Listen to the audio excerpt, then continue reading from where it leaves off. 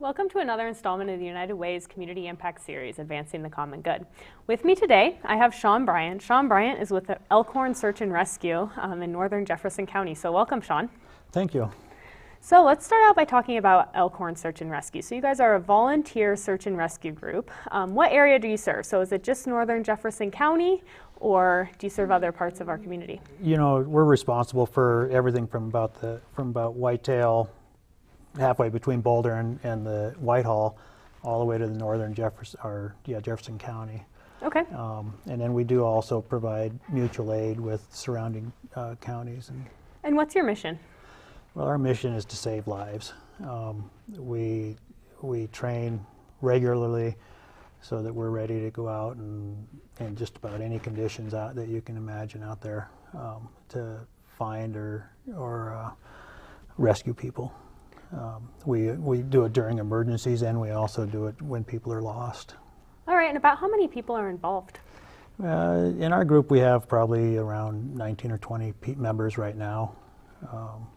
All right, and so just to emphasize, you're an all-volunteer group. You go through training, so you're trained and qualified to go out and do these searches, and I think that's something that maybe us here living in Helena or in other big cities in Montana don't understand, that a lot of the emergency responders across the state of Montana are volunteers, whether it's volunteer firefighters, volunteer EMTs, or volunteer search and rescue. So thank you for joining us today. I know that you're here as a volunteer, so we definitely appreciate the service that you're providing across Montana.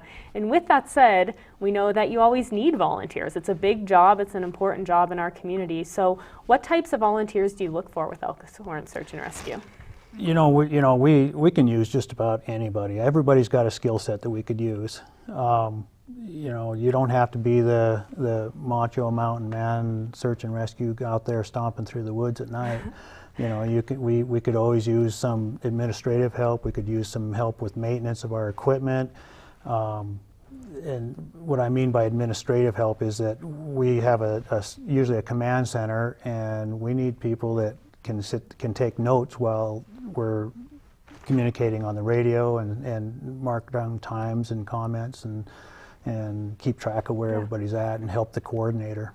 That's also an important point, that like you said, you don't have to have the qualifications even necessarily to be out there in the woods searching for people. You could be providing support, which is equally as important to get the mission completed. Yeah, absolutely. And if you don't feel comfortable being in the woods but you want to be in the woods, we provide training. That's great. We love to get out there and show people what we know, and we like to bring people up, and the more trained people there are, the less likely they're going to get lost when they're out recreating. Yes, so we'll talk about that in a second, but who are some of your partners? So you're a volunteer group, but do you work with other groups in Jefferson County or even the counties beyond? I know you mentioned mutual aid. Right, we work directly under the Jefferson County Sheriff's Office, and so they pretty much direct us, but we provide mutual aid for Lewis and Clark County, Broadwater County, over there at Deer Lodge, and even South Jefferson County. We have a search and rescue group over there where we provide help for them, and vice versa. We all work real well together, and we even do joint training quite often. And so if people want to get involved, I know that your information is up on volunteerhelena.org, so volunteerhelena.org.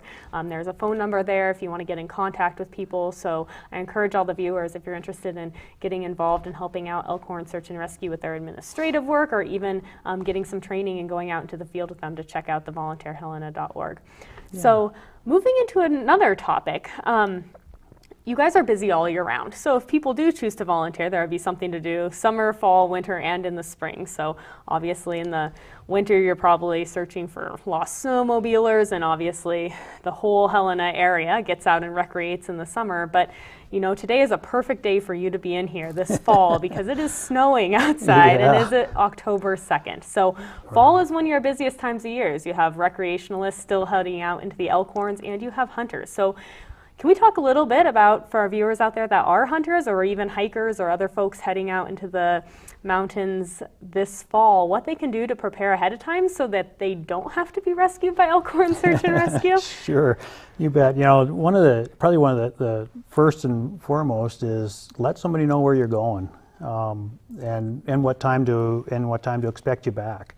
You know, we have quite a few where we get called out quite a few times where somebody will be, you know, it's gotten dark and they haven't returned, but they're not worried about it, but their spouse might be. Yeah. And so we take off and get about halfway there, and we get called back because the person going, geez, you know, what are you looking for me for? Yeah. So let them know when you're going to come back, when to be expected back, when you should start worrying. Okay. You know, and a lot of it kind of depends on your comfort level and what you're prepared to you know, how well you're going to be prepared out in the mountains. And so if we know that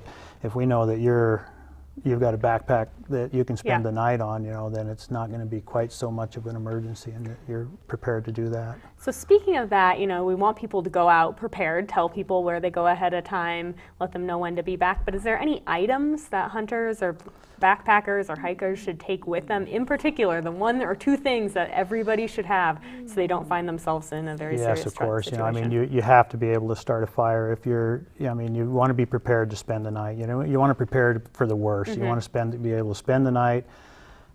So you need a fire starting kit. And, you know, that's more than just a lighter or a match. You know, you need to have something some accelerant that's going to get your fire started, because it's a lot more difficult to start fires in the woods than you'd think. Yes, and we definitely want people to be careful, though, too, because you guys also help right. with wildfires. So That's when right. people are out in the woods, you know, knowing how to build a safe campfire is definitely very important. Yes. So if you find yourself in a situation where you're lost, in the Elkhorns or anywhere else in Montana for that matter, what are some tips that you have for people who find themselves in that situation? Well, you know, I think the first thing is to admit that you're lost. And once you've decided you're lost and you're not going to make it out before dark, find yourself a good place to spend the night, because that's probably what you're going to do, and get a fire started. And hopefully you'll have a cell phone with you too. So you want to, you know, because cell phones are very useful for us, because we can actually track where you are from a phone call. Okay. Because the radio waves or whatever it is bounce off different towers at different times, and we can triangulate and get pretty darn close to where you're at. So that helps us to find you, actually. Plus it allows you to let somebody know where you're at and that you're actually okay, so that it's not so much of an emergency. A lot of times you don't have cell service, so, you know, even maybe a text, but anyways, get your fire started before you need it, because if you wait until you're already half froze to death, you're starting to get hypothermic, it's dark, your chances of getting your fire going are going to be much diminished. All right. And so my significant other definitely hunts, and I know sometimes I'm sitting at home a little concerned. So what if you find yourself on the other side? What if somebody you know that you care about is out there and hasn't returned at the time that they said they would? Who should they contact if they're concerned about the well-being of somebody? Sure. I mean, the first thing you do is call the Jefferson County Sheriff's Office, and the Sheriff's Office will get in contact with our Sheriff's Deputy Liaison, which then will get in contact with our coordinators, and they'll start planning on when to call us out or when the need's there. Okay, and so that's for folks in Jefferson County. So again, going back to the importance of knowing where somebody is going, but I imagine in other parts of Montana it's the same thing. Contact your local sheriff's office. Absolutely, and they'll coordinate. And you can response. call 911 also, and you can eventually get to the sheriff's office too. But it's the local county sheriff department is where you end up talking to people and getting it all started. Yeah. And even in Helena, you know, it's like there's a lot of folks from Helena, and actually we've rescued quite a few people from Butte. Okay. You know, if they're going to be in Jefferson County, then they have to contact the Jefferson County Sheriff's Office, and then we get started on it. All right, and so going back to the fact that you guys are also all volunteer crew, so if you do have a loved one that does happen to get lost and a search and rescue team goes out and attempts to rescue that individual, it's going to take time. So can you talk a little bit about that? There's a lot going on in the background with coordinating these missions. So I'm so glad you came today, because the ultimate mission is to save lives. And folks that aren't necessarily familiar with emergency response might not understand that there's a lot that goes into planning these missions, especially if it's in a very remote, isolated area. So can you talk a little bit about what goes on in the background, why it might take a while to get folks organized? Sure, you bet. You know, we experience a lot of frustration from the relatives and friends of the folks that we're looking for, because the first thing that happens is, like I said earlier, you contact the sheriff's office, they contact the deputies, they contact the coordinators, then you do a little bit of planning, decide there's a search. Everybody gets called out, you know, they're at work, they're in bed, they're whatever. Everybody has to get down to the equipment room, the main shop, and decide what equipment's going to be needed. And then you get your command center and all your equipment on site, and once you're there, the coordinators are poring over maps and they're trying to make a plan. They figure out who their teams are and what resources they have, and they start planning the search. And sometimes it looks like we're just all standing around doing nothing. Yeah. But in reality, our planners, our coordinators are in there figuring things out, and so that we're not just running around sporadically. You know, we have a plan. Yeah. And that's definitely important, again, especially in Yeah. those more remote, isolated areas where you really have to pin where that individual might be. So, Absolutely, yeah. it's going to actually, in the long run, it's going to speed the search up, because you know, we actually have a limited amount of resources, and so we have to be able to distribute those in a way that's going to most effectively and efficiently use them to actually close in on the person that's lost. All right. And so we really appreciate the services that you guys provide at Elkhorn Search and Rescue. I think everybody would agree we live in a very beautiful place, but with that beauty comes some responsibility, I guess, for us to be prepared when we're going out to enjoy the great outdoors. So we appreciate the service that you provide. And for all the viewers out there, Elkhorn Search and Rescue is a United Way partner agency, meaning that United Way dollars go to support the volunteer group in Jefferson County, and your dollars can actually go to support the group as well.